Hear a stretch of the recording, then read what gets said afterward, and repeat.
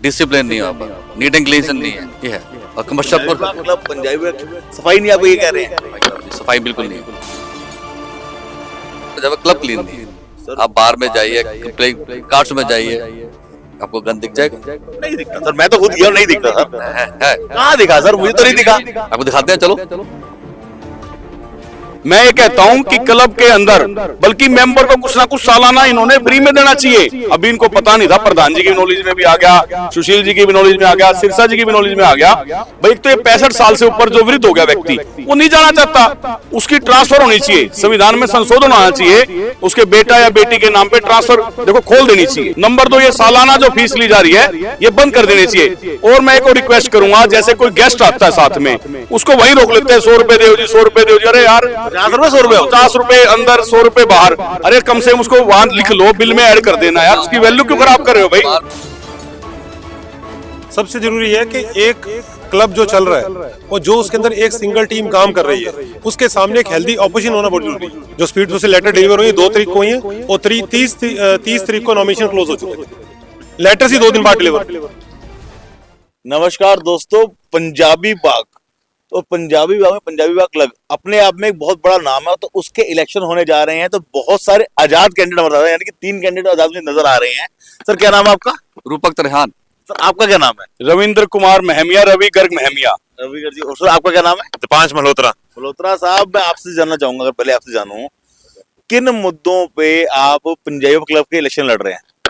देखिए, मैं जिन मुद्दों पे लड़ रहा हूँ, बेसिकली मैं देखना चाहता हूँ कि पंजाबी बाग क्लब के अंदर जो ये हमारे प्राइसिंग सारे बढ़ गए प्राइवेट एक्टिविटीज के, स्पेशली स्पोर्ट्स के, एज कम्पेयर टू बाकी क्लब्स। क्योंकि मैं एज अ स्पोर्ट्समैन हूँ, मैं मैं अलग अलग बास्केटबॉल भी खेलता हूँ, पैडल भी खेलता हूँ, और मैं अगर बाकी क्लब से कंपेयर करा जाए तो हमारे प्राइसेस बहुत बहुत ज्यादा है इनके।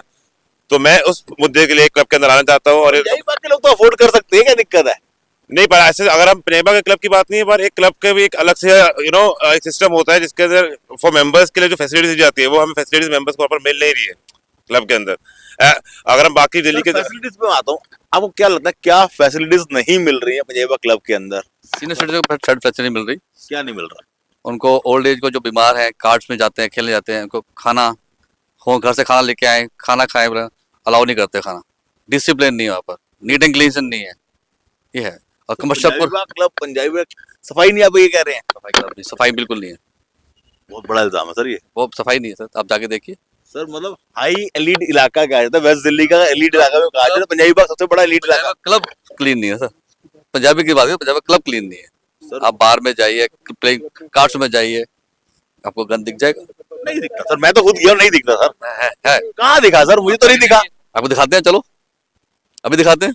कहाँ? तो मुझे तो कहीं नहीं दिखा। आप दिखाते ना, लोकेशन बताओ, आप लोकेशन बताओ कहाँ दिखा आपको? कार्ड रूम जाइए, बाहर में जाइए, आपको गंद मिलेगा आपको। हाँ जी रविंदर जी, सही कह रहे हैं सर देखो, बिल्कुल सही कह रहे हैं। ये आज 10,000 करोड़ की प्रॉपर्टी है, ये 25 एकड़ लैंड, पूरी दिल्ली का सबसे बड़ा क्लब है। जितनी वक्फ बोर्ड के पास जमीन है, उतनी इस क्लब के पास जमीन है। आप इसमें पंजाबी बाग के अंदर एक से एक बड़े धुरंधर रहते हैं जी। आप वहां की लॉबी के अंदर उनका लोकल, जैसे लोकल होता है ना जी, वैसा उनका टॉयलेट बाथरूम है जी। आप नीचे कार्ड रूम में जाओगे, कार्ड रूम तो लास वेगास से बढ़िया होना चाहिए था, और कार्ड रूम की हालत इतनी सीलन आई हुई है, टेबलें हिलती मिलती है। भाई साहब, पंजाबी बाग के अंदर क्लब 10,000 करोड़ की प्रॉपर्टी है। वो मैं मानूंगा क्लब का वो हाई स्टैंडर्ड नहीं है कि 5 स्टार होटल की प्रॉपर्टी हो, बट हाँ स्टैंडर्ड मेंटेन है। 5 स्टार आज 13 लाख 11 लाख प्लस जीएसटी लेके मेंबर बनाते हैं। 13 लाख 13,000 रुपए महीना, 12% के हिसाब से इंटरेस्ट हो जाता है। भाई साहब, आदमी एक साल में 1.5 लाख रुपए खर्च करके तो कहीं भी इंजॉयमेंट ले सकता है वो। आप समझो ना, 13 लाख रुपए की मेंबरशिप होने के बाद हालत वो है थर्ड क्लास। और फिर भी मेंटेनेंस देनी पड़ती है हर साल। कितनी? 3,000 रुपए। वो ज्यादा नहीं है? ज्यादा या कम से मतलब नहीं है, जो लाइफ टाइम मेंबर बन गया उसको मेंटेनेंस का क्या मतलब है? सर आप बताइए, मैं आपसे जानना चाहता हूँ, अगर आप लोग आएंगे, आप भी तो कुछ कर नहीं पाएंगे, सुधार क्या कर लेंगे आप लोग? क्योंकि आप पूरा पैनल तो आ नहीं रहा है। सर ट्राई करेंगे, कोशिश करेंगे, बस समझाएंगे उनको, गलतियां हुई हम ठीक करेंगे उनको। गलतियां हुई हैं, बहुत सारी लूप होल्स हैं, चेक करेंगे, देखेंगे। मगर क्या है लूप होल? जानना चाह रहा हूँ, लूप होल क्या है? मीडिया में तो चीज नहीं, साहब जाएंगे तो पता चलेगा क्या है क्या नहीं। हमारे और लोग भी हैं, हमारे और लोग से आप भी इधर आए।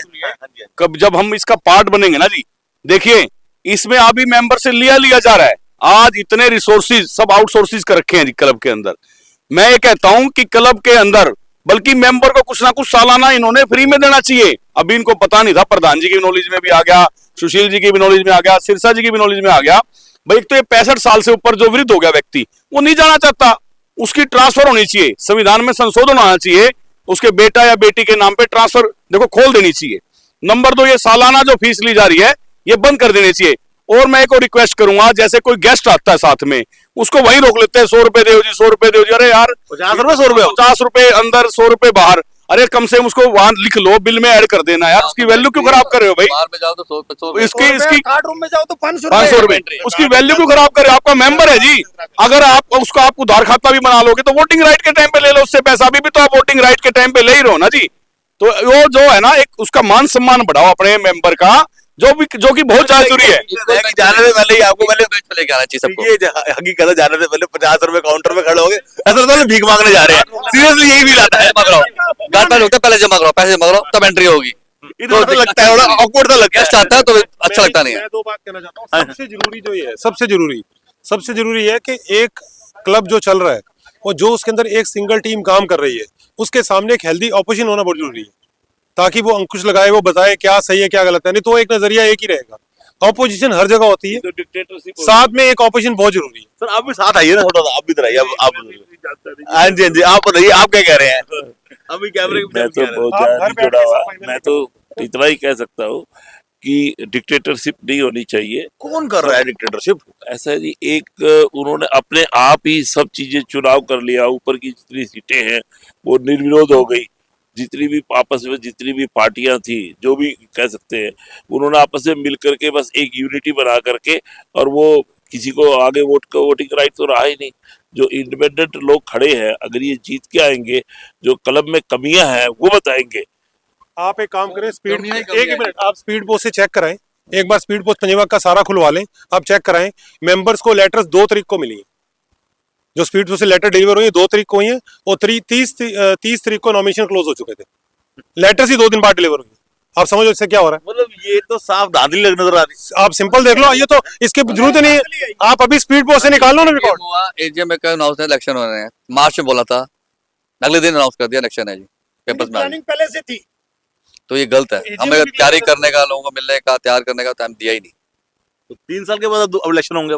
6 साल के बाद अभी 6 साल बाद हुआ है, अब 3 साल होंगे, वो इन पे हैं बड़े लोग बैठे हैं जो देख रहे हैं। सर मैं आपके दिल्ली डायलॉग के सभी जो दर्शक हैं, श्रोता हैं, मैं उनसे सभी से निवेदन करना चाहता हूं कि हमारी आवाज एक एक आदमी तक पहुंचाएं। पंजाबी बाग में नहीं, पूरे दिल्ली के क्लबों तक पहुंचाएं, क्योंकि हर और भी क्लब वाले हमारी बातें सुनेंगे। सब देखो, हर आदमी के मन में कुछ ना कुछ बात टीस होती है, और जब एक भीड़ का हजूम इकट्ठा हो जाता है ना, टीस जब ही निकलती है जी। तो मैं सभी भाइयों से अनुरोध करता हूं कि हमारे लिए वोट करें, अपील करें।